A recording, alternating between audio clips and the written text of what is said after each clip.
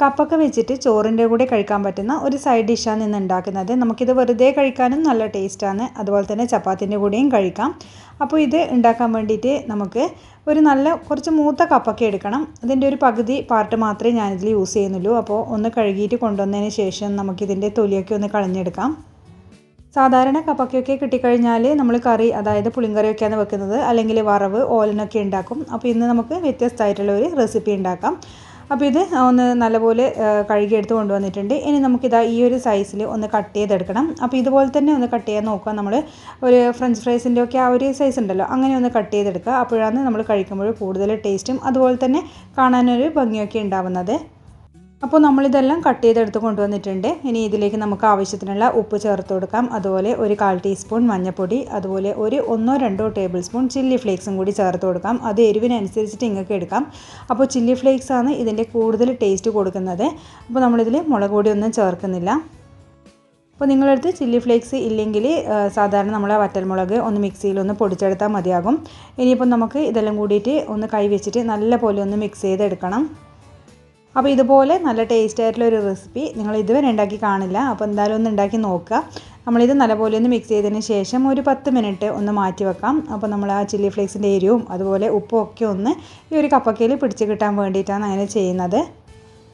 കപ്പക്ക, കർമൂസ് എന്നൊക്കെ നമ്മളെ കണ്ണൂർ ഭാഗത്തോട്ട് ഇതിന് പറയുന്നുണ്ട്, പപ്പായക്ക്. അപ്പോൾ നമ്മളിത് ഇനി കുക്ക് ചെയ്യാൻ പോയെന്ന് 10 മിനിറ്റ് കഴിഞ്ഞു.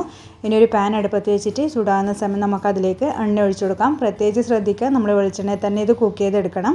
അപ്പോൾ എണ്ണ ചൂടാകുന്ന സമയത്ത് നമുക്കിതിലേക്ക് കുറച്ച് കറിവേപ്പില ഇട്ട് കൊടുക്കാം. അപ്പോൾ കറിവേപ്പില നന്നായിട്ടും തിരുമിയതിന് ശേഷം ഇട്ട് കൊടുക്കുക. അപ്പോൾ നല്ല ഫ്ലേവർ ഉണ്ടാകും. ഒരു മീഡിയം ഫ്ലെയിമിൽ തീ വെച്ചതിന് ശേഷം നമുക്ക് നേരത്തെ മിക്സ് ചെയ്ത കപ്പക്കയും കൂടി ഇതിലേക്ക് ഇട്ട് കൊടുത്തിട്ട് നല്ലപോലെ ഒന്ന് ഇളക്കി കൊടുക്കാം. അപ്പോൾ നമ്മൾ മിക്സ് ചെയ്തിട്ട് ഒരു 10 മിനിറ്റ് വെക്കുമ്പോൾ തന്നെ അതിൽ കുറച്ച് വെള്ളം ഉണ്ടായിരുന്നു. അപ്പോൾ അതും കൂടി ഇതിലേക്ക് ചേർക്കുന്നുണ്ട്. വേറെ വെള്ളമൊന്നും ചേർക്കുന്നില്ല. ഒരു മീഡിയം ഫ്ലെയിമിലിട്ടിട്ട് നമുക്ക് വീണ്ടും ഇതൊരു 10 മിനിറ്റ് ഒന്ന് കുക്ക് ചെയ്തെടുക്കാം. അപ്പോൾ ഇതാ 10 മിനിറ്റിന് ശേഷം ഒന്ന് മൂടി തുറന്ന് നോക്കുമ്പോൾ അത്യാവശ്യം ഇതൊന്ന് കുക്കായി കിട്ടിയിട്ടുണ്ട്. ഇടയ്ക്ക് എന്ന് പറയേണ്ടത് ഒന്ന് ഇളക്കിക്കൊണ്ട് നിൽക്കുക, അടിക്ക് പിടിക്കാണ്ടൊന്ന് സൂക്ഷിക്കുക. അപ്പോൾ ഈ ഒരു സമയത്ത് ഉപ്പോ എരിവോ എന്തെങ്കിലും വേണമെങ്കിൽ ചേർത്ത് കൊടുക്കാം. അപ്പോൾ ഞാൻ ചെക്ക് ചെയ്യുമ്പോൾ കുറച്ച് ഉപ്പ് കുറവായിരുന്നു. ഈ ഒരു സമയത്ത് ചേർത്ത് കൊടുക്കണം, എന്നാൽ മാത്രമേ ഇതിൽ നന്നായിട്ട് പിടിച്ച് കിട്ടുള്ളൂ. എന്നിട്ട് നന്നായിട്ട് മിക്സ് ചെയ്ത് കൊടുക്കാം. ചില്ലി ഫ്ലേക്സും അതുപോലെ വേണമെങ്കിൽ ചേർക്കാം നമുക്ക്. ഇനി നമുക്ക് കുറച്ചും കൂടി പണിയുണ്ട്. ഇത് ഒരു 5 മിനിറ്റും കൂടി ഒന്ന് കുക്ക് ചെയ്യാം. ആ ഒരു സമയത്ത് വേറൊരു അടുപ്പത്ത് വെച്ചതിന് ശേഷം വെളിച്ചെണ്ണ ഒഴിച്ചു കൊടുത്തിട്ട് വീണ്ടും കുറച്ച് നമുക്ക് കറിവേപ്പില ഇതിലേക്ക് ഇട്ട് കൊടുക്കാം. അതുപോലെ തന്നെ നമ്മളിതിലേക്ക് ചേർക്കുന്നത് കുറച്ച് സവാളയാണ്. അപ്പോൾ ഒരു സവാള ഒന്ന് നേരെ സ്ലൈസായിട്ട് അരിഞ്ഞിട്ട് ചേർത്ത് കൊടുക്കാം. അതുപോലെ കുഞ്ഞുള്ളി ഉണ്ടെങ്കിൽ അതായിരിക്കും കൂടുതൽ ടേസ്റ്റ് കൊടുക്കുന്നത്. അപ്പോൾ നമ്മൾ ആ ഒരു ഉള്ളി ഒന്ന് വാടിക്കിട്ടാൻ വേണ്ടി ഞാൻ കുറച്ച് ഉപ്പ് ഇതിലേക്ക് ചേർക്കുന്നുണ്ട്.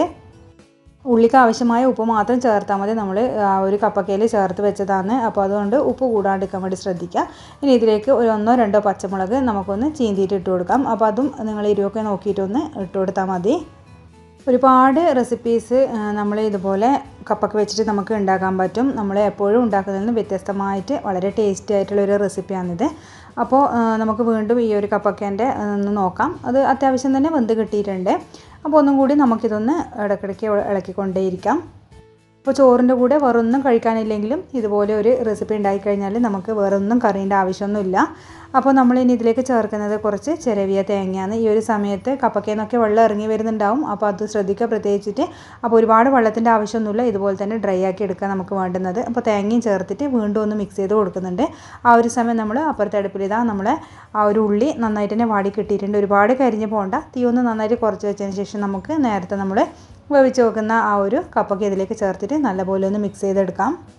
അപ്പോൾ നല്ലപോലെ ഒന്ന് മിക്സ് ചെയ്തെടുക്കുക. ഉള്ളീൻ്റെ ആ ഒരു മസാലയൊക്കെ നമ്മൾ ഈ കപ്പക്കയിൽ നന്നായിട്ട് പിടിച്ച് കിട്ടണം. അപ്പോൾ നല്ല ടേസ്റ്റ് ആയിട്ടുള്ളൊരു റെസിപ്പിയാണ് ഇത്. വെറുതെ തന്നെ കഴിക്കാൻ വേണ്ടിയിട്ട് നല്ല ടേസ്റ്റാണ്. നമ്മൾ പ്രത്യേകിച്ചിട്ട് ഇതിൽ മുളക് പൊടിയല്ല ചില്ലി ഫ്ലേക്സാണ് ചേർക്കുന്നത്. അപ്പോൾ നമ്മൾ ഈ ഓരോ കഷ്ണങ്ങളെടുത്ത് കടിക്കുമ്പോഴും ആ ഒരു ചില്ലി ഫ്ലേക്സ് കടിക്കുമ്പോൾ പ്രത്യേക ഒരു ടേസ്റ്റ് തന്നെയാണ്. അപ്പോൾ നമ്മളിത് വീണ്ടും ഒന്ന് മൂടി വെക്കുന്നുണ്ട്. എന്നിട്ട് നന്നായിട്ടൊന്ന് നമ്മൾ ഇത് ഡ്രൈ ആക്കി എടുക്കുന്നുണ്ട്. അപ്പോൾ ഇതാ റെഡി ആയി കിട്ടിയിട്ടുണ്ട്. അപ്പോൾ വളരെ പെട്ടെന്ന് തന്നെ ഉണ്ടാക്കാൻ പറ്റുന്ന റെസിപ്പിയാണ്. അപ്പോൾ നിങ്ങളെന്തായാലും തീർച്ചയായിട്ടും ഇതൊന്ന് ട്രൈ ചെയ്ത് നോക്കുക. അപ്പോൾ നമ്മളിത് ഒരു പാത്രത്തിലേക്കൊന്ന് മാറ്റി കൊടുക്കുന്നുണ്ട്. അപ്പോൾ ഈ ഒരു റെസിപ്പി നിങ്ങൾക്ക് ഈ കപ്പക്ക വെച്ച് മാത്രമല്ല കേട്ടോ, നിങ്ങൾക്ക് ഉരുളക്കിഴങ്ങ് വെച്ചിട്ടും ചെയ്യാം. നല്ല ടേസ്റ്റ് ആയിരിക്കും. ഉരുളക്കിഴങ്ങ് എല്ലാവർക്കും അറിയാം, നമ്മളെ ഒരു പ്രത്യേക ടേസ്റ്റ് തന്നെയാണ് ചോറിൻ്റെ കൂടെ ഇതുപോലെയൊക്കെ ഉണ്ടാക്കി കഴിക്കുമ്പോൾ. അപ്പോൾ എല്ലാവരും ട്രൈ ചെയ്യുമെന്ന് വിശ്വസിക്കുന്നു.